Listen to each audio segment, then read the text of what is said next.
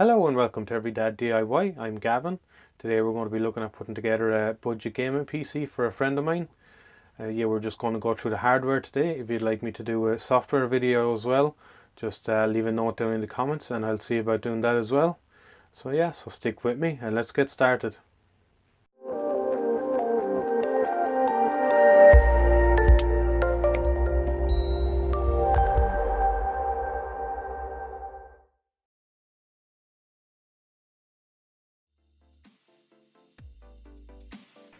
Okay, so I'm just going to run you through the parts then quickly.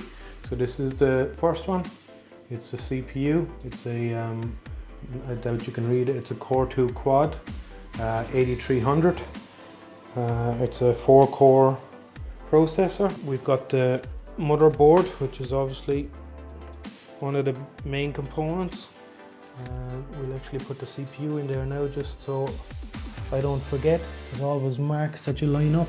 On this one they have little nodules here and here, and you can see there's a little gold indicator here which corresponds with this corner. So that's the way the CPU goes in. You can't get that wrong, so you just pop that down then and close down this little arm. It just pops underneath, easy as that. That's your CPU installed just like that. So this is your RAM sticks. These are 2 gigabytes each, so they're 4 gigabytes total. I think that's kind of the minimum for doing any kind of gaming. 8 would be better, but 4 will do fine. So you can see the motherboard is an Asus P5 P4 1D. It's a LGA 775 motherboard. This is DDR2 RAM. So then we have the cooler. This is the cooler off it. Alpine Pro 7. I'm not sure if that's a stock cooler or not. I don't think it is. We have this, which is a EVGA GTX 650. It's not the TI version, it's just the regular. And we're going to be running 2 hard drives because I haven't got any big ones. So this is a Samsung and it's 160 gigabytes. So I use that one for the game storage, and we'll be using this one then as the Windows drive. It's a Western Digital. That's 80 gigabytes. We also have a DVD drive, and then this fella supplying all the power. It's a Corsair VS450. Should be plenty of power to run that graphics card and CPU combo. And then the last thing we have is, well, we've obviously got some SATA cables for connecting up the hard drives and DVD drives.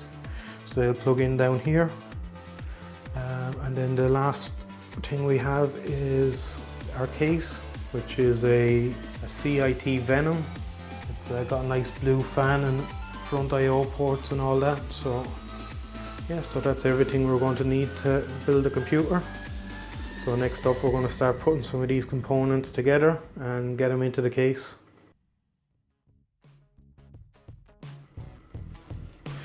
Okay, so we already installed the CPU, so the next thing we're going to do is I'm just going to pop a little bit of grease down on this fella. So I'm just going to pop the RAM in then. So your RAM can only go in one way. You can see that it doesn't match that side, so just flip it over and we'll stick it in there then. So you make sure your flaps are out and then push down.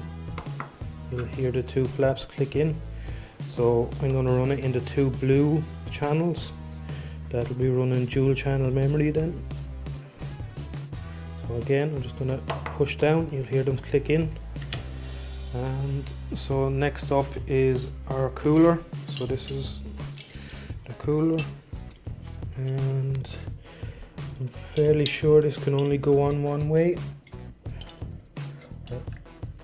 So we'll just pop it down on this the motherboard, and it literally just pops through the holes.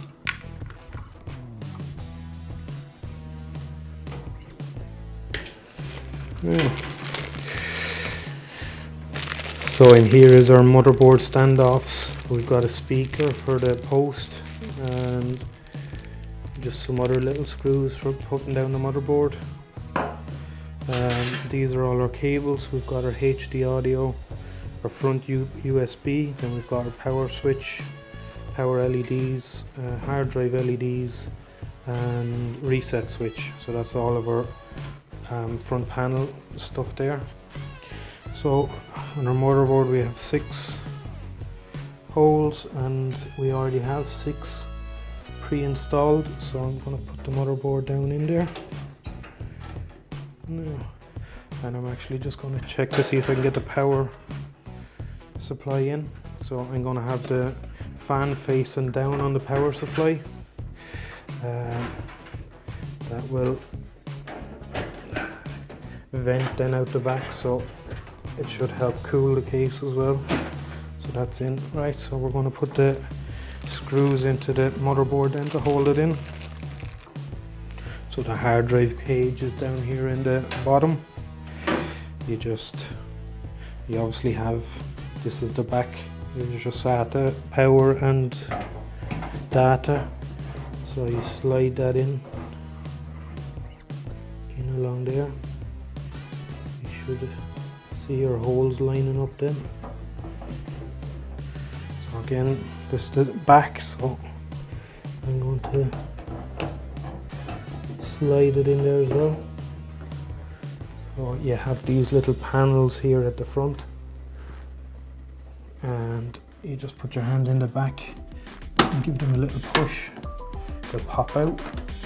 So I'll pop one of those out, and I will slide in the hard drive then as well. So we'll just get that lined up. You can see the screw holes here are lining up. So I'm going to secure in the power supply then. So the power supply just slots up like that, and you have 4 little screws to hold it on. So I'm just going to put all the wires out through the back. Now, so the hardest ones to install are the front panel, so they're the ones I'll go with first. So right down here, these pins, that's the bottom there and the white, that's where all of your front panel goes in. And so we'll fit in the audio and the USB then. So USB is this one down here.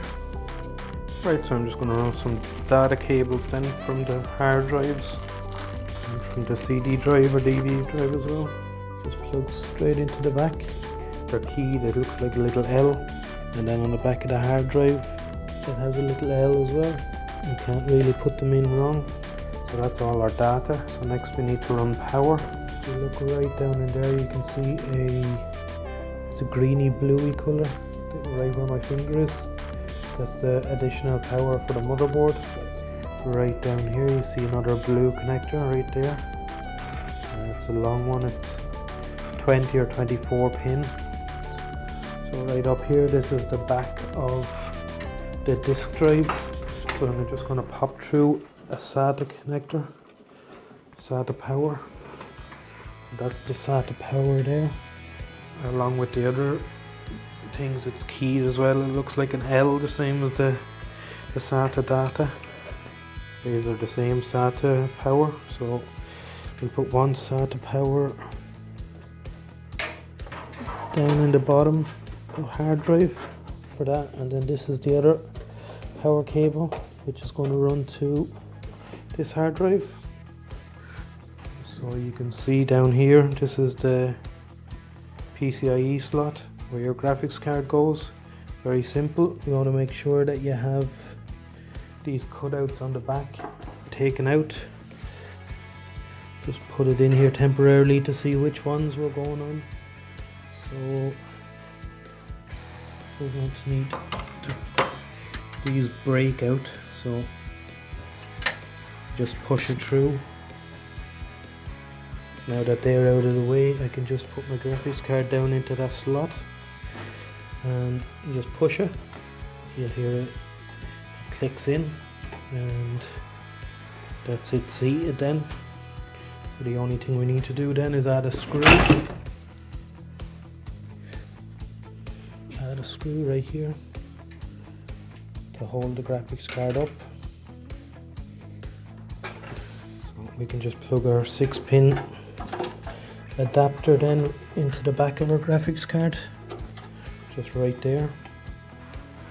There's just one more thing then to plug in, and that's this fella here. It's your fan. It's for the front fan. Find the Molex connector. That's the Molex connector, and plug it in. So you can see they have a bulge in the side of the case to accommodate cables. So the only things that I'm missing is an I/O shield for the back here. Normally you'd have a little shield that just is kind of a face plate that goes around your ports. I don't have one of those. And the only other thing, I thought the case came with a exhaust fan, so I think that's either an 80 or a 92mm fan, so I may order a fan for it. So I'll just put the back on here now. So that is the computer finished. Everything's in there, ready to go.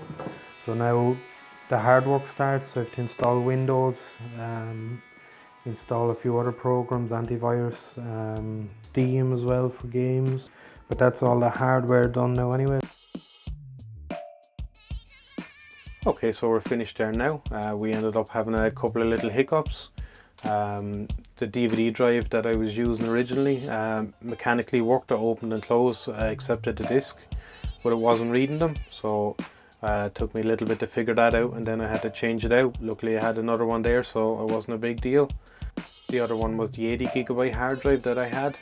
Every time I booted the computer, Windows would run a check disk on it, so I'm going to assume that there was some bad sectors or something like that on it, so I'll be getting rid of that one and putting Windows on the 160GB instead.